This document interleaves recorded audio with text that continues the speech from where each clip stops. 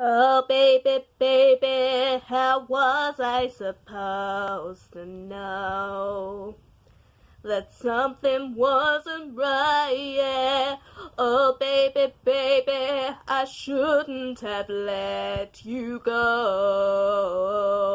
But now you're right offside, yeah. Show me how you want it to be. Tell me, baby, 'cause I need to know now. Oh, because my loneliness is killing me, and I still confess, I still believe, when I'm not with you I lose my mind.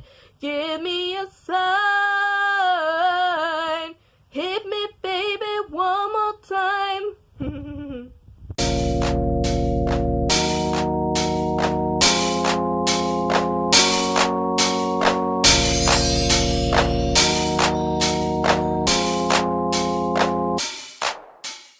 When you look at me, you assume I am easily definable. You put me in a box, you want me to be your designable, but there's luminescence to me. How are you all doing?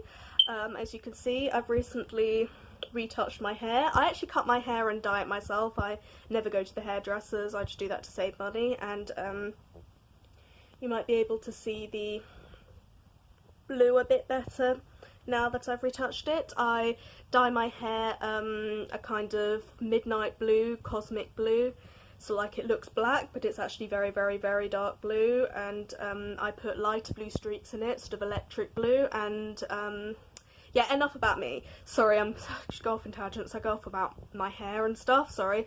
I'll get on to the actual subject of this video. Today I'm going to be talking to you about Britney Spears. Now, Britney Spears started her career, sort of like the main part of her career, in the Disney show The Mickey Mouse Club when she was about 11 years old. She was on there with other famous people such as Christina Aguilera, Justin Timberlake and Ryan Reynolds. And before that she sung in competitions, I'm pretty sure. She sort of like did kind of Broadway stuff, and she was really good. And after the Mickey Mouse Club finished and closed and stopped airing, she decided to start working on her first album, and she ended up releasing her incredibly iconic debut album, Baby One More Time, which had songs such as the title song, Baby One More Time, which I just sung a bit of at the beginning. The version wasn't as good as the original, and it was just a kind of like fun little thing. I just wanted to sing it just as an intro to the video. I've actually covered another one of her songs, Every Time, which is one of my favourite of her songs on this channel. Please check out my cover of Every Time. Again, with a Baby One More Time, the lyrics don't belong to me, they belong to the people that wrote them. And so anyway, Britney Spears. After Baby One More Time, she sort of like shot to fame. It also contained singles such as Born to Make You Happy and Sometimes and From the Bottom of My Broken Heart, and my personal favourite, You Drive Me Crazy. I really like the Stop remix of that song. And she later went on to release Oops, I Did It Again, which is another incredibly iconic album of hers, which has songs such as Oops, I Did It Again, the title song, Lucky, Stronger, and what's another one? Don't Let Me Be the Last to Know. And that was also very successful, and she's also released later albums such as Britney, which is a great song that has songs such as Overprotected and I'm a Slave for You, and my personal favourite, In the Zone, which is my absolute favourite of her albums, and it's got brilliant songs, got Every Time on it. I just love the dark, kind of more personal, more raw feel to it that her earlier albums didn't really have. Anyway, I digress. Basically, after the release of In the Zone at around like 2007, like we all remember the memes of like, oh, if Britney Spears can make it through 2007, I can make it through this day. Just like it's sort of like just become a joke, like it's just become really kind of like cliche, and people kind of like make jokes about it. And like yeah, in 2007, Britney Spears had a very well publicised breakdown, meltdown kind of thing. Like we all remember, she shaved her hair, and there's that famous picture of her beating up a car with an umbrella, and that was also apparently the time she had her kids taken away from her, and apparently she locked herself in the bathroom for ages for that, and she was apparently like seen as a bad mother just because she was caught with driving with her son on her lap, and it was all after like her divorce with Kevin Federline. I hope I'm pronouncing that right. Sorry, I've never really known how to pronounce that guy's name. Anyway, yeah. And after that happened, she released her album Blackout, and I was pretty sure that it was pretty much sorted, and she'd got her career back, and it was all good, and she was up and running again, and like she was performing in places like Las Vegas. She released a few more albums after that, and it was all good, and I was pretty sure that everything was good. But then, okay, so this is when the story really starts. Apparently in January 2019, she cancelled her Domination tour. I'm pretty sure that was Las Vegas or something like that. I'm going to have articles in the description talking about this, explaining it way better than I can, because I'm not very good at like processing stuff that I read, so like it might be a bit rambly, but I still really want to make this video, so if you want a more concise picture of all of this, check out the articles in the description. I will also link you to It's Keisha's video on this, because I just feel like every other YouTuber probably explains this better than I do, because I'm just so rambly and just like I find it hard to process text, so I end up just sort of like I might just badly paraphrase it. And anyway, yeah, in January 2019, Britney Spears apparently cancelled her Domination tour so that she could take care of her father, who was ill, apparently. But then in around April 2019, I was hearing reports that she checked herself into a mental health facility and was in there for about 30 days. And then I started hearing about how apparently she hadn't done this voluntarily and she was sort of manipulated into it, and that's where the whole FreeBritney hashtag started, and I started hearing the word conservatorship thrown about, and like the more I heard about it, the more I just heard the wildest claims. Like, I started hearing that apparently Britney Spears' father has been holding her under a conservatorship ever since her meltdown and ever since she had her kids taken away from her. And apparently, like, this woman is 38 years old and apparently she can't drive, she can't vote, she has limited access to her kids, and that's another thing. She was caught driving apparently before she was checked into the mental health facility, and like she can't drive on her conservatorship, and apparently she can't like eat what she wants, and she can't be in the same room as someone that the conservatorship people really deem worthy. And furthermore, there's been kind of like actual sort of like evidence of all of this. It's Keisha's video actually kind of like plays this recording of Britney Spears leaving a voicemail to a lawyer where she's trying to get out of the conservatorship, and she's kind of trying to work with that lawyer.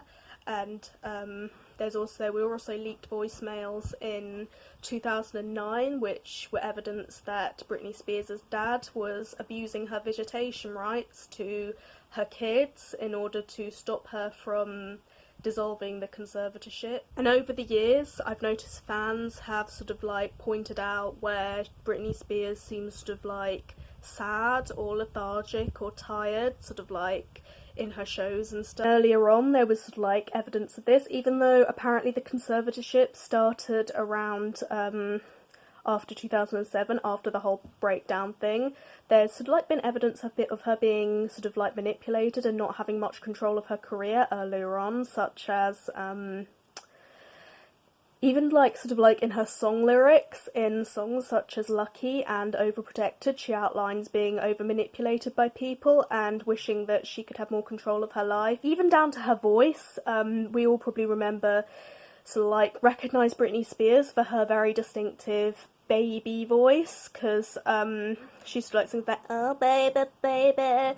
Well, if you look at early recordings of Britney Spears singing and early videos of her singing, like singing her more Broadway stuff, like when she was younger, before she was even on Mickey Mouse Club, and even when she was on Mickey Mouse Club, she has a much, like, deeper, stronger voice, like, much more powerful. Like, people have even said, like, it's almost like Christina Aguilera's voice, because people love to pit Christina and Britney against each other. That's another thing that pisses me off, like, just, like, with women in the music industry, people just love pitting them against each other. Like, people always like say Britney versus Christina, and like, women can't hold each other up in the industry. They always have to be pitted against each other, and like, that's just true to life. Anyway, sorry, I keep going off on tangents. Like, people like say, oh, Britney Spears can't sing, she just has that little baby voice, and like, she's all auto-tuned and stuff, but Christina can actually sing, and things like that. But like, actually, like, apparently, her record like, from what I've heard, supposedly, her record label tried to make her sing like that, and like trained her to sing like that, and there's performances like at the beginning of her career where she was struggling to like balance her natural voice with her baby voice, and so like struggling to sing like that, and now she can only really sing like that and stuff like that. And also, like, one big thing was just before the breakdown, just after the release of In the Zone, and so, like, before the release of Blackouts, like in that kind of in-between period, there's this well-publicised, Britney Spears wanted to release an album called The Original Doll. She talked about it on this radio show, where she talked about her new album, and she revealed a song called Mona Lisa, which actually, a version of this, which was very kind of like reworked, did end up on her EP Chaotic, the like Kevin and Britney Chaotic, which also has some great songs, such as a song called Chaotic, which is also fantastic, and a song called Someday I Will Understand, which is like a sweet, soothing, kind of like every time like ballad. I love that song. Anyway, yeah, she wanted to release this very kind of like honest, raw album called Mona Lisa, and no, not called Mona Lisa, called Original Doll, but it had a song called Mona Lisa, which was, some of the lyrics included like, she's been cloned, like she's the original, but she's been cloned, and so like that's sort of like, people have said that that's kind of like exemplifying that Britney feels that sort of like she's not being, the real her's not being shown, and like it's only kind of like clones of her being shown. That's kind of like how I interpret it. And apparently this album has just like, her record label pretend that it just didn't exist, and like pretend that it never happened. And apparently I've heard rumours that this album was going to be basically outlining all the ways that she's been abused and manipulated over the years, and so her record label didn't want her to release it, and so it's become this kind of urban legend, and like loads of fans speculate about it, and there's been these like fake fan-made album covers for it, and fake fan-made track listings and things like that, and it's just like very kind of like debated. It's known as her lost album and things like that, and I feel like that just kind of like is also kind of like evidence for all of this. And like I said, I'm going to link you to some articles in the description bar, as well as Keisha's video, where she goes into it very well. And more recently, in 2020, I've been hearing that apparently she's been talking a lot. She's made like an Instagram video about how important freedom is to her, and she's been, again, trying to fight this conservatorship, but and also her son Jaden had like an Instagram live where he was talking about what's been going on with his mother, and has apparently made some not too complimentary comments about his grandfather, who's Britney's dad, who is apparently behind all of this, and has talked about how she may not be able to make music again because, like, another thing, Britney has apparently been like refusing to make music as a protest against her conservatorship, and yeah, and apparently like the COVID-19 pandemic has had some kind of effect on this and things like that. And I've even heard like drugs have been used, like she's been being like, the conservatorship has been controlling her medication and things like that. Like, don't quote me, like this is just all stuff I've read and stuff, and like I said, I have trouble processing written text, so I always worry that I might get things factually wrong and stuff. Like, I hope all of this is right, and well, I don't like hope Britney's going through all of this, but I hope that I've interpreted it right. Sorry, I'm rambling again.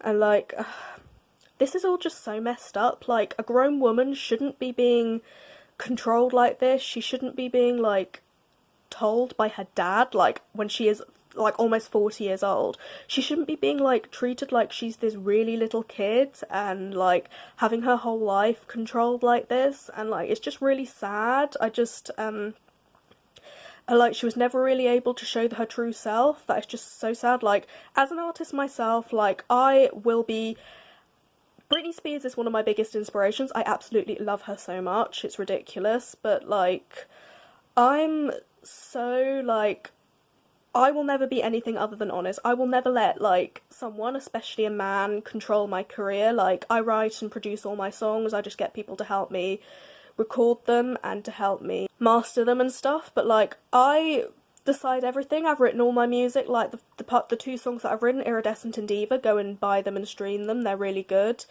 I have absolutely, like, absolute control over everything. I control my social media, everything, like, all the posts you see on my social media, all my videos and everything, like, it's all me. I don't have someone behind me, and, like, I just really want to be like that, and I just wish more female artists could be. There is just such a horrible, like, pressure in the music industry and in every industry of, like, artists, like, especially women, just being so controlled by the big guys at the top, and it's just really gross and stuff. And, like, just because she suffered mental health issues doesn't mean like she can't live her life and stuff, and this is just so disgusting, and I just want to bring some kind of like awareness to it, and I'm glad people are talking about it, and I really hope Britney can find her freedom. And I like it that other members of her family, such as her son, have been speaking out about this, and I really hope it can all work out for her in the end and stuff. Anyway, I'm going to wrap up this video now. Please support me, please, like, I hate to be that person, but please comment, like, subscribe, and go and check out my music, my single Iridescent and its promo single Diva. It's on iTunes, it's on Spotify, it's on Google Play, it's on a whole load of platforms, and also go and like my Facebook page. It's just Alexis Gray, and go and follow me on Instagram. It's at Alexis Gray Music. Okay, thank you for watching. Bye.